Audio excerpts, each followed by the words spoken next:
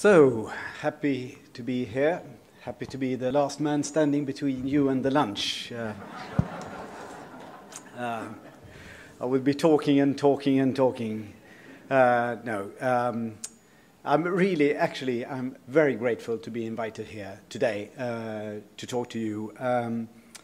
For myself, it's a great honor, but also for you to acknowledge the importance of scientific communication. We have actually heard quite a lot of speeches already today about scientific communication. It is at place already, but I will try to talk a bit more about when it's complicated, when it's not as easy as implementing some very practical research. Actually, it's also very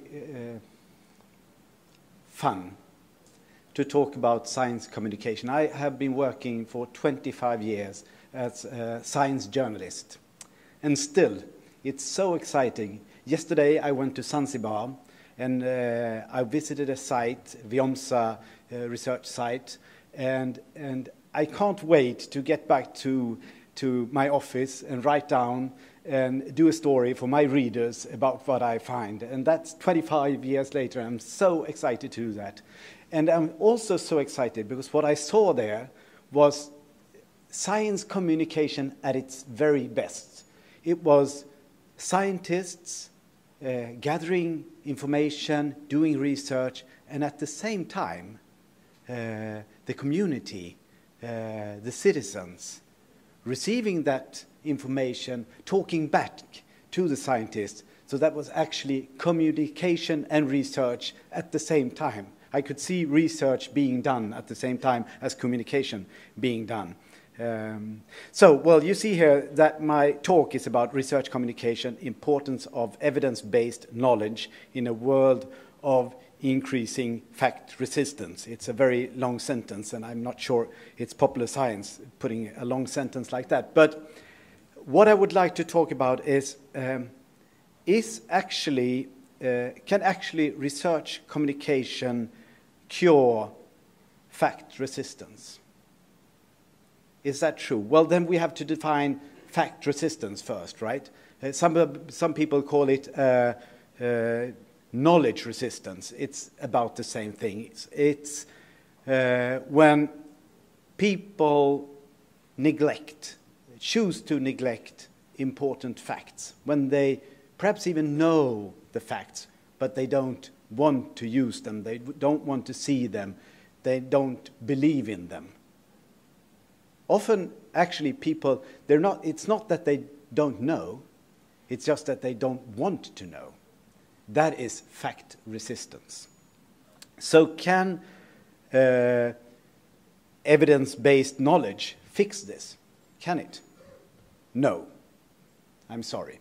Evidence-based knowledge is already there, and it doesn't fix the problem with fact resistance. But what can help is research communication, because research communication is based on evidence-based knowledge. Otherwise, it's not research communication. Otherwise, it's entertainment or whatever. But if it's research communication, it is evidence-based, and then we can at least do something to lessen, to decrease fact resistance. So, yes, the answer for this talk, if you would like to go to lunch now, I could stop here because this is the most important thing. But I do have some more slides, and if you're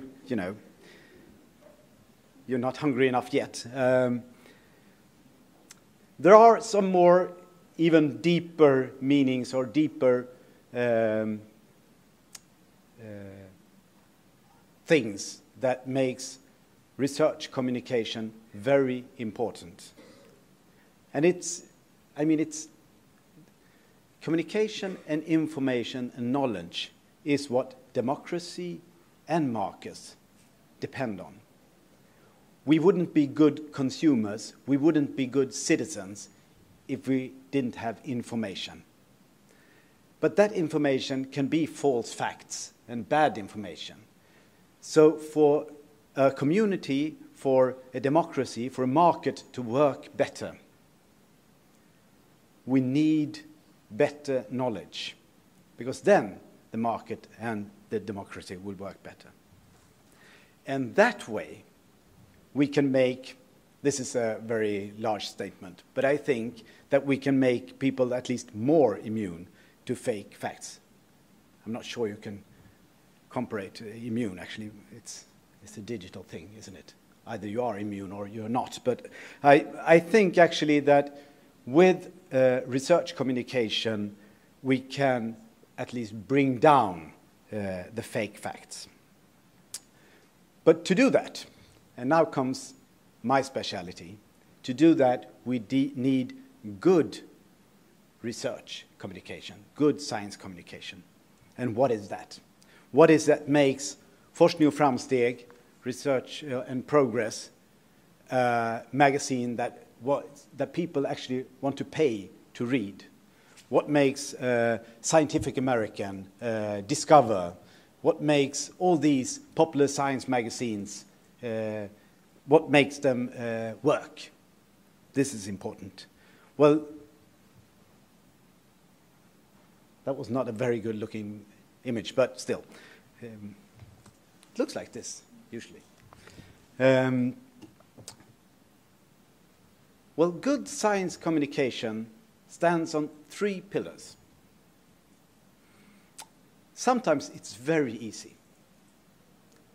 Like on Zanzibar, when you do research and you know that the fishermen want this information, because if they have it, they can use it and they can do better. Sometimes it's very easy, because then it will be educating what they need, and it's requested because they know that they need it, and also when they get it, they like it. So then it's fairly uncomplicated. It must be done, and I see that they do it, and I'm glad, but sometimes it's much harder. We don't only publish a popular science magazine on broad science and humanities. We also publish a magazine on languages.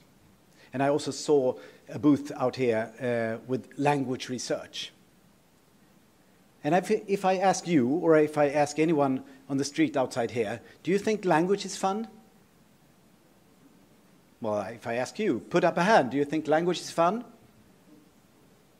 Oh, that's more than the average, I would say. 10% in here. I say on the street it's 1%. People would answer language is fun. Still, you need to do research communication also on these subjects that people don't find funny, or that they don't find useful, or that they don't like. We still need these 3 pillars, because if we only think that, well, language is needed, of course, people need, for example, to be better at English, right?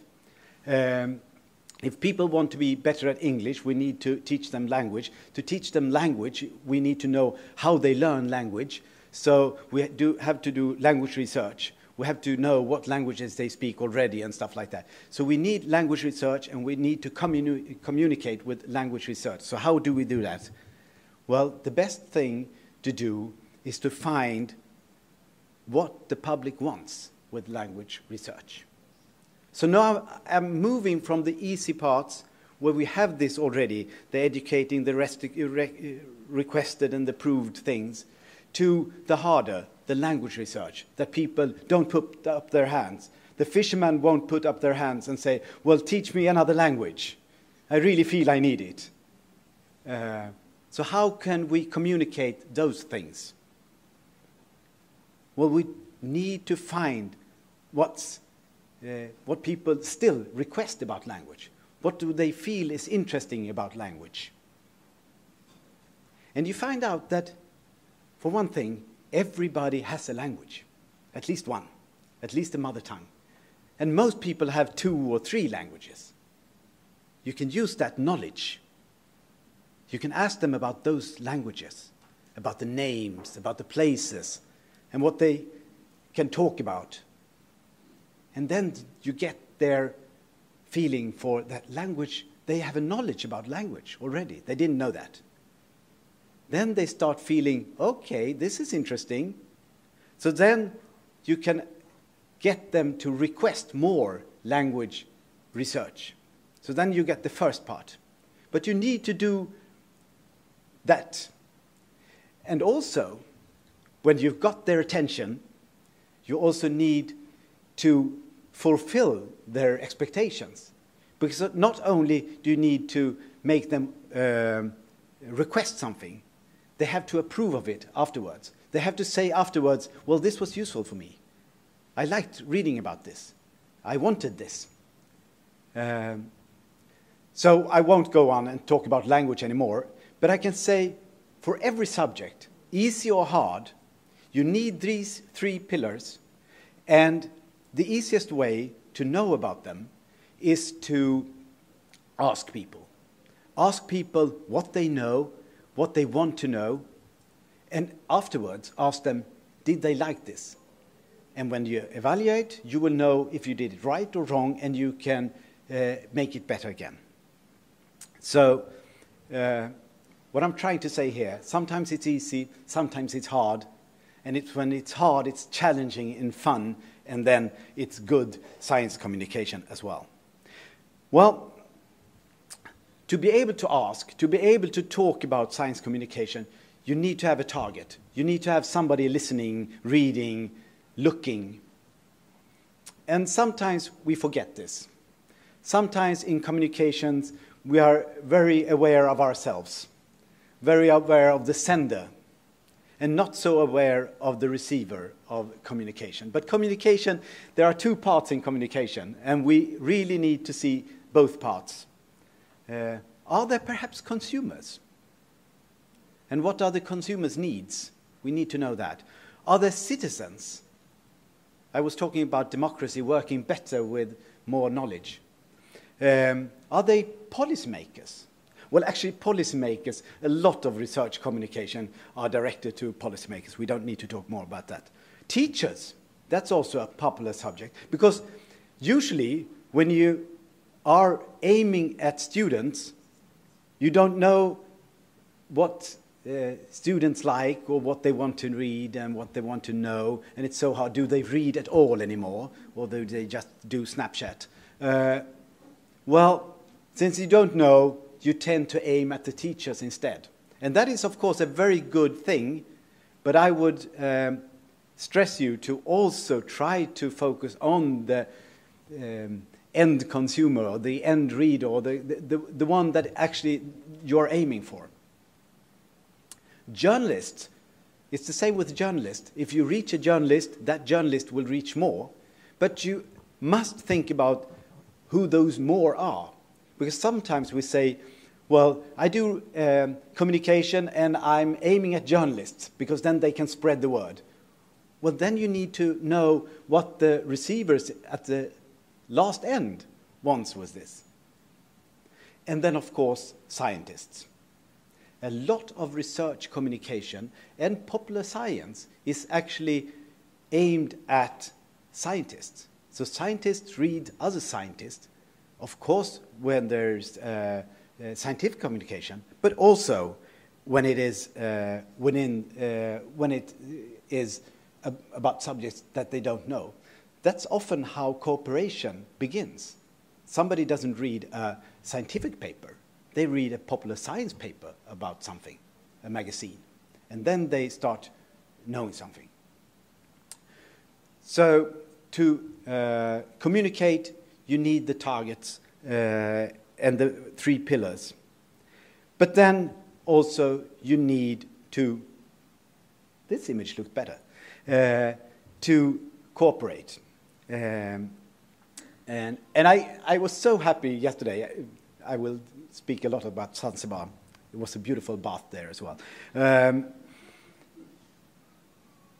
you could see in action how this was true citizen science, true collecting of data from the citizens, from the fishermen, and you could see that without them participating in the research, being informers in the research, there wouldn't be communication as well, which is, of course, very important. So if we want scientists to do more science communication, research communication, we can say, well, if you do it, you will get more and better data. But not only that. Research has actually shown that scientists who do research communication, who do popular science, get more funding. So if you reach out, you will get more money. And also, it turns out that a lot of agencies giving out grants don't always understand what the researchers are doing, but if you popularize, they will understand what you're doing, and they will understand the importance of it, because we must show that in popular science. And then you will get more funding as well.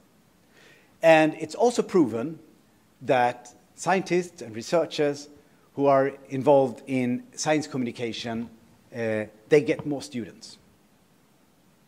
And last, but not least, but this is my last thing. Scientists who do science communications, they often do better research. And how can I say that? Well, it's because when a scientist needs to explain their findings in another way to somebody who's not involved in the science, then they have to translate what they are doing. And when they translate, they can hear for themselves. Oh, did I find this? You know, it's sometimes when we have scientists writing for our papers, when they read their own text, the very text they wrote themselves, they say, aha, so this is what I've been doing. It sounds funny, right? But it's not so funny. When you try to explain something, you know this. The best way to learn something is to explain it, right? And it's the same mechanism. The best way to do good research is to try to explain to somebody what research you're doing. And if you do that to a layman, you do it in another language, the popular language, and then you will do better research. So I think I'll actually end there and say, don't forget to do science research, because with that, we can solve today's challenges, and perhaps more importantly, we can gain knowledge for the unknown. Thank you very much.